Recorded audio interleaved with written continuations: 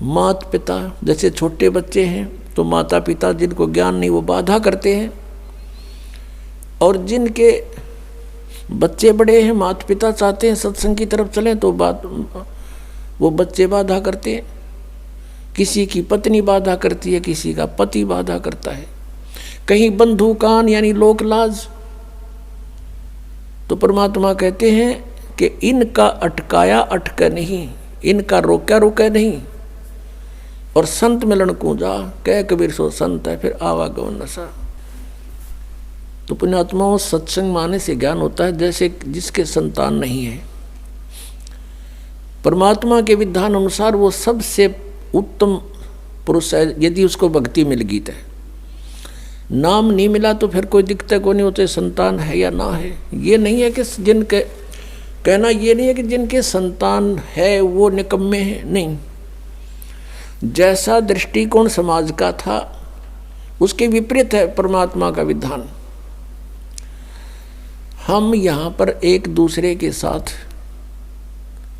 संस्कार वश जुड़े हैं, और जब भी जिसका संस्कार पूरा हो जाएगा तुरंत यहाँ से चला जाएगा, चाहे उसका कितना ही जरूरी आवश्यक कार्य शेष हो। आपको खूब पता है इस बात का। तो ऐसे किसी के पुत्र युवा मर जाते हैं। एक व्यक्ति ने अपना पुत्र पढ़ाया, खूब शिक्षा ग्रहण कराई उसको, और इंजीनियरिंग की डिग्री कर ली, और उसको पोस्ट भी प्राप्त होगी, नौकरी भी प्राप्त होगी। विवाह का समय रख दिया, विवाह से 3 दिन पहले एक्सीडेंट में मृत्यु होगी। अब इकलौता पुत्र था, अब क्या कहें, अब रो रहे हैं टक्कर मार के बेचारे। तो पुण्यात्माओं ये सोचना पड़ेगा कि जिसका जितना समय, जिसका संयोग संस्कार जिसके साथ है उतना ही रह सकोगे, उससे ज़्यादा नहीं। उससे ज़्यादा यानी फिर हम ये आगे बताएंगे कि इस परमेश्वर कबीर जी की शरण में आने के बाद और पूरा ही परिवार मालिक के चरणों में लग जा, उसका तो कहना है कि नहीं तो जो लगेगा उसको राहत अवश्य मिलेगी। तो ये इस तरह की दुर्घटनाएं नहीं होंगी यदि नियम ठीक रखेंगे। जब लग हंसा हमरी आना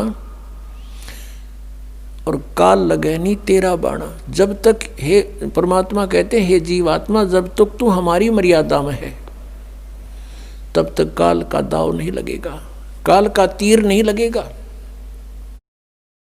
परमात्मा की मर्यादा ये नियम है कि 100 वर्ष तक सतगुरु पूजा एक दिन आन उपासी, वो अपराधी आत्मा फिर पड़े काल की फांसी। परमात्मा बता रहे हैं कि 100 वर्ष ये साधना कर रहे हो हमने जो बता रखी है, और एक दिन आन उपासी, एक दिन आन उपासना कर ली, अन्य जो पूजाएं कर दी, तो कहते वो अपराधी आत्मा पड़े काल की फांसी। तो ये मर्यादाएं खंड नहीं होनी चाहिए। हमारे नाम को बहुत दृढ़ता से हमने नियमों का पालन करते हुए आगे बढ़ाना है। फिर देखना खेल मालिक के तो जो निसंतान हैं उनका आगे कोई लेन देन नहीं है, उनका आपस में संस्कार किसी से शेष नहीं है। संत मत के अनुसार वो बहुत उत्तम आत्माएं हैं यदि उनको ये मार्ग मिल जावत है। अन्यथा तो फिर परमात्मा कहते हैं वो तो जो सत साधना नहीं कर रहे वो तो चाहे संतान है या ना है दोनों एक जैसे। हाँ, जिनके संतान है वो भी बुरे नहीं, क्योंकि मनुष्य जीवन परमात्मा की भक्ति मिल गई, पूरा परिवार भक्ति करे, बच्चों को भी लावे शरण में।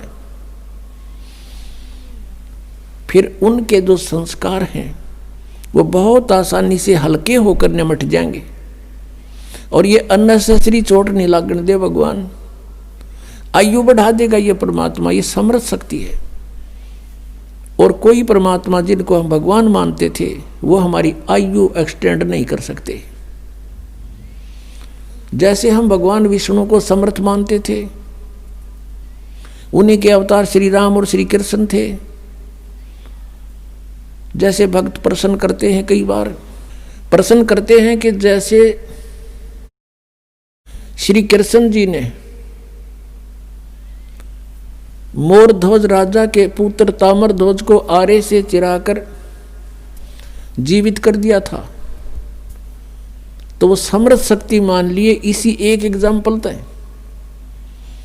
परमात्मा कबीर जी ने कहा, धर्मदास जी ने यह प्रश्न किया था, तो परमेश्वर ने कहा कबीर देव जी ने धर्मदास जी से कि श्री कृष्ण जी ने अपना सगा भांजा क्यों नहीं जीवित किया अभिमन्यु, जब वो पहले दिन महाभारत के युद्ध में मारा गया था। उसका सगा भांजा था, सुभद्रा का पुत्र था। श्री कृष्ण जीवित नहीं कर सका, जिसकी आवश्यकता थी जीवित करने की, और वहां जा पंगा लिया, मोरध्वज का बेटा कटवा के जीवित कर दिया। धर्मदास एकदम स्तब्ध हो गया कि भगवान सच्ची बात है, उनका तो कुलनाश हो रहा था और वहां भगवान उसको जीवित नहीं कर सके। तो प्रश्न किया, क्या कारण है प्रभु? तब परमेश्वर ने बताया कि ताम्रध्वज की आयु शेष थी और इतनी सिद्धि इनमें है कि उसको आपे कटवाया, आपे जीवित कर दिया। लेकिन अभिमन्यु की आयु शेष नहीं थी, श्री कृष्ण कुछ नहीं कर सके और ना कर सकते। तब धर्मदास ने कहा कि भगवान सचमुच वहां तो अति आवश्यकता थी उसके जीवित करने की। सूरवीर योद्धा था और साथ में जरूर थी, युद्ध हो रहा था, पांडवों का कुलनाश हो रहा था। तो इस प्रकार परमात्मा हमें याद दिलाते हैं कि तुम कौन राम का जपते जापम, ताते कटे ना ये तीनों तापम। अब प्रसंग चल रहा है कि जैसे हम इस परमेश्वर की शरण में आएंगे तो ये हमारी आयु भी बढ़ाएगा। ये समर्थ शक्ति है, परमेश्वर है, ये पूर्ण परमात्मा है। अब वेद गवाही देते हैं कि भगवान उम्र बढ़ा देता है, लेकिन वो है कौन परमात्मा? वो पूर्ण ब्रह्म है।